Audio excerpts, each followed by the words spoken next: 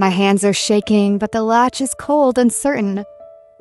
Today, I stopped being the quiet daughter. My mother is the softest person I know, gentle voice, folded hands. The opposite of her family, voices like sirens, tempers like broken glass.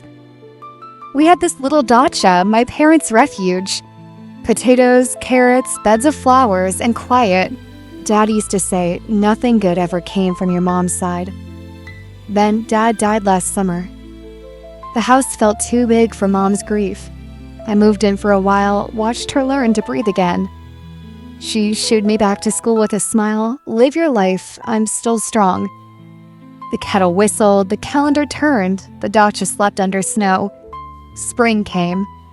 I offered to drive Mom out first warm weekend. She said, maybe later, her voice too cheerful, too quick.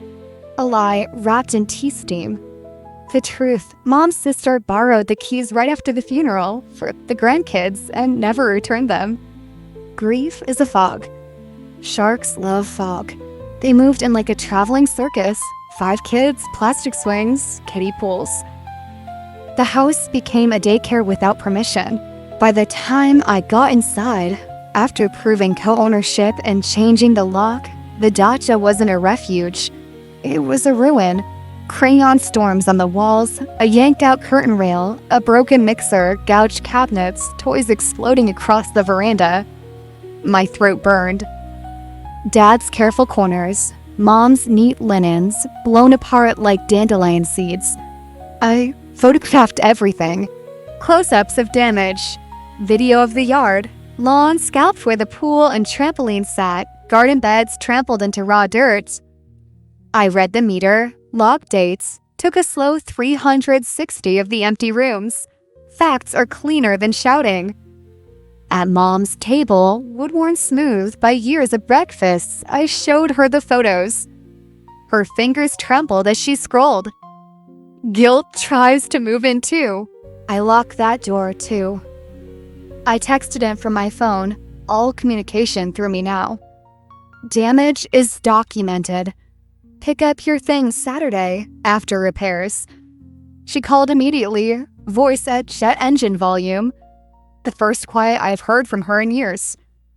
I was so focused on repairs, I didn't see the bigger fight coming. Beat. Kinda like how this video might fly past your feed if you're not subscribed. If you want the resolution and justice, hit subscribe and the bell now. I printed our title documents, inheritance proof, photos, a brief timeline. A simple letter, unauthorized use. Property damage. Remedy by Saturday or police report Monday. Mom watched me slip the pages into a folder. I hope so. I'm learning to have a spine where he used to stand. Saturday. Gray sky like wet wool. 2 cousins and a brother-in-law showed up, not aunt. Tools in hand, faces sheepish. No posturing, no speeches. Just work.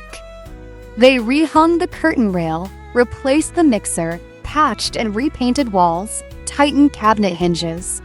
Outside, they raked, re-edged beds, tried to comb grass back over bald patches.